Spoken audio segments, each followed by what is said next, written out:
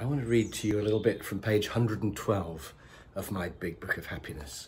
And this is a chapter about helping other people. Now, we know that we get happiness from helping other people. We feel good and they feel good. And there's a third benefit that maybe one day they'll help us back if we ever need help.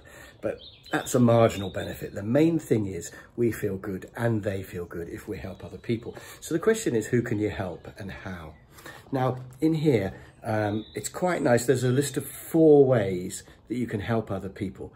And the first one is just send them money.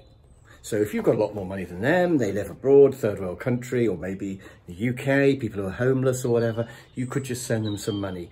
The money will make more difference to them than it will to you. So that's a gain in the net happiness. But the second way is quite a bit better. And that is to give some of your time up. Because you can give your time probably for free. So why not just put a few hours aside and help some people? And remember, that might be physically, or it might be over Zoom. You might be able to solve problems for them or something over the internet. Who knows? Zoom calls to Africa or whatever. So time is perhaps better to give than money.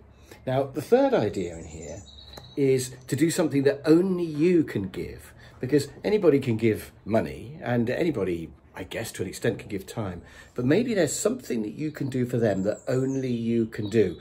It might be legal advice, financial advice. For example, I could help them with project management planning, Gantt charts and things like that. And that's something that I'm not the only person who can do that, but at least I'm one of the few people perhaps who could really help them with that.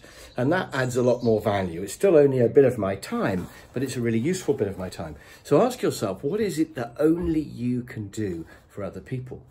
But the fourth idea on page 113 here is to teach them how to do something useful.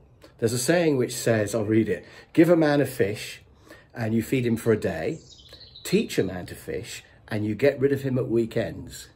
No, it's not meant to be that. It's give a man a fish, you feed him for a day, teach a man to fish and you feed him or her for life. So clearly, rather than just sorting out their projects or planning their projects for them, what I should do is teach them how to do Gantt charts and other ways of planning their projects, because then they've got a skill that they can use for life and they can even pass on to other people as well. So what can you teach people to do as a way of helping them? And that is this week's happiness tip.